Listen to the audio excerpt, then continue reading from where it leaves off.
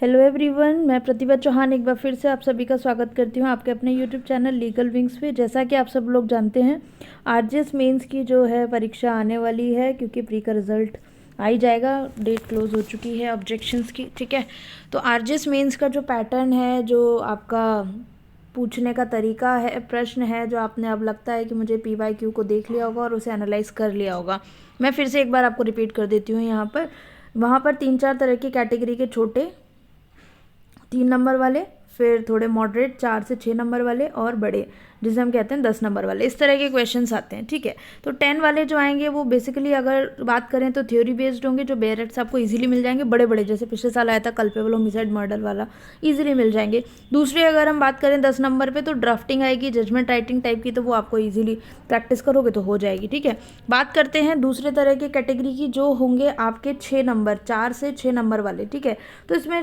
Generally आएंगे आपके difference. ठीक है, डिफरेंस वाले आ जाएंगे, शॉर्ट नोट्स वाले आ जाएंगे।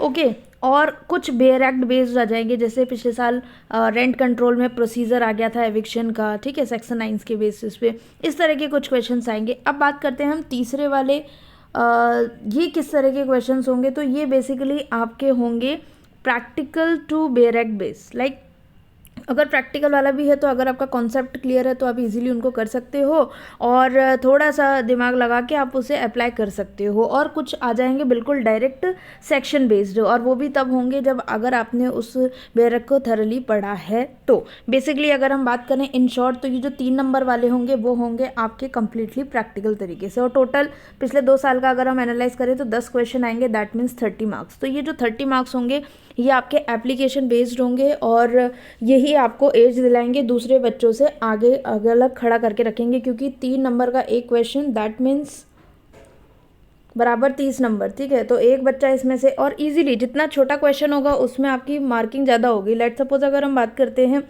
तो 3 नंबर वाला है, अगर 50% मिलते हैं तो 1.5 नंबर हो गया, लेकिन अगर 10 नंबर वाले में 50% मिलेंगे तो 5 नंबर हो गए। लॉस कहाँ ज़्यादा हो रहा है? 5 वाले में ज़्यादा हो रहा है। ठीक है, एक ही झटके में आपके 5 कट गए।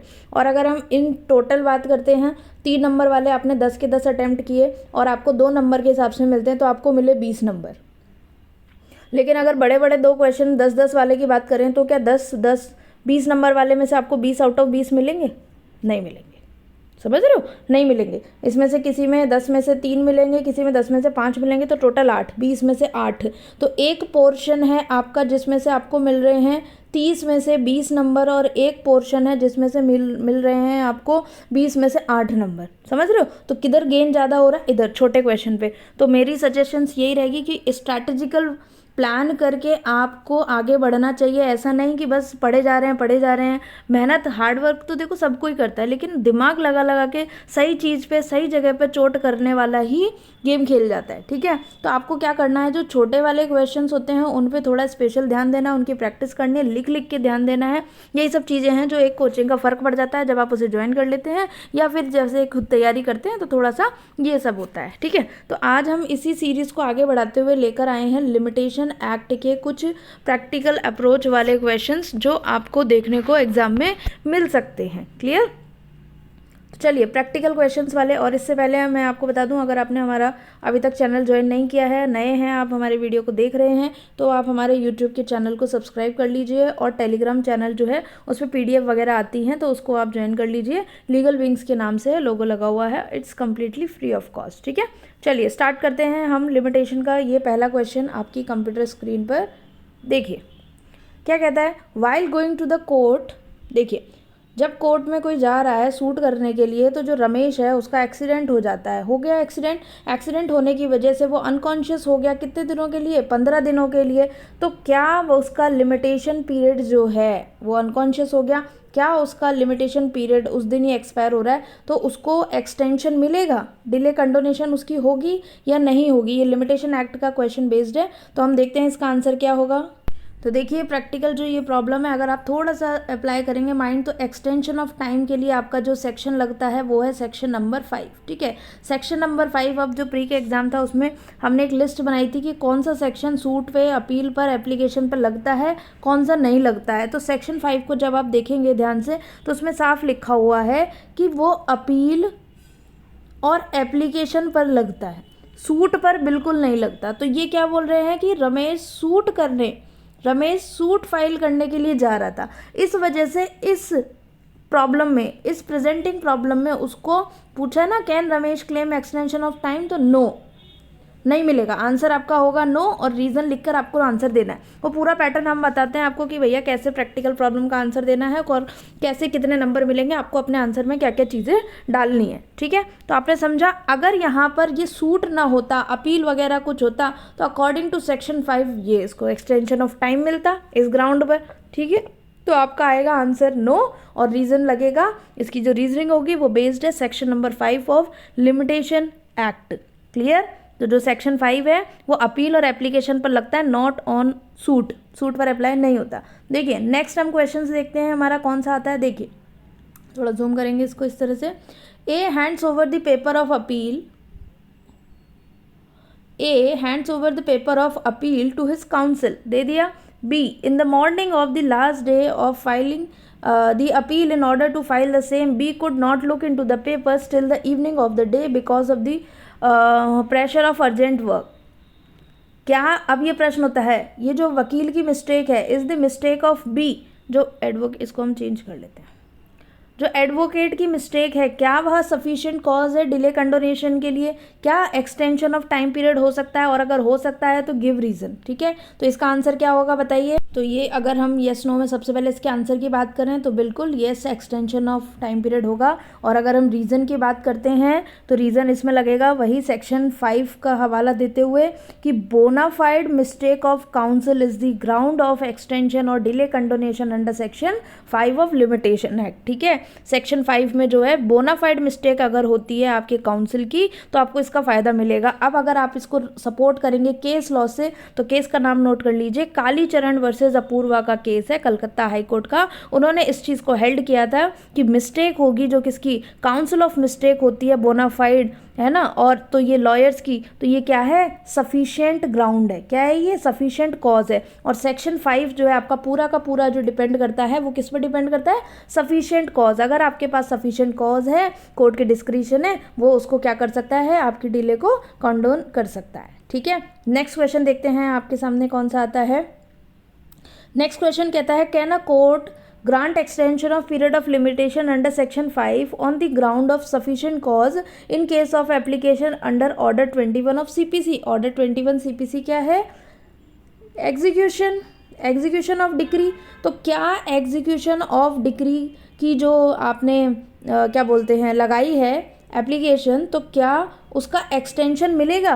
टाइम बार्ड हो गई है तो क्या उसका वो मिलेगा आपको एक्सटेंशन, ये पूछ रहा है इस गिवन प्रॉब्लम में। और ये रीज़न भी पूछ रहा है अपने आंसर के लिए, ठीक है। तो चलिए देखते हैं इसका आंसर क्या होगा।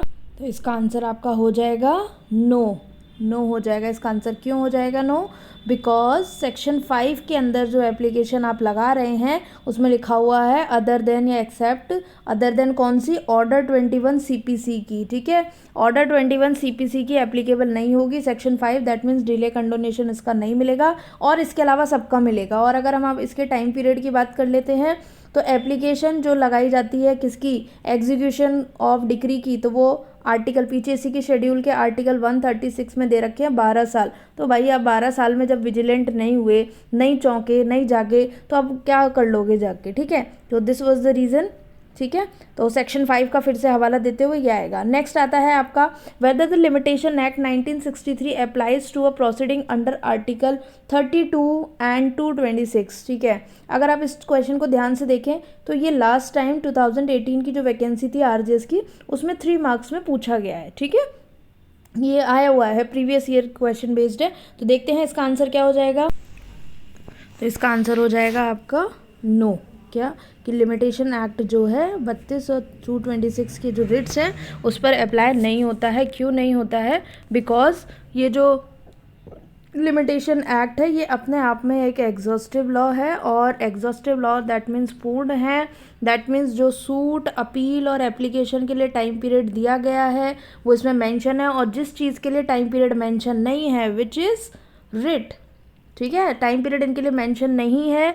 तो इस वजह से no time limitation is prescribed for filing a writ petition under article 32 and 226, ठीक है। And therefore this act does not apply on such proceedings. Clear. अब आप इसको सपोर्ट करेंगे अपने केस से।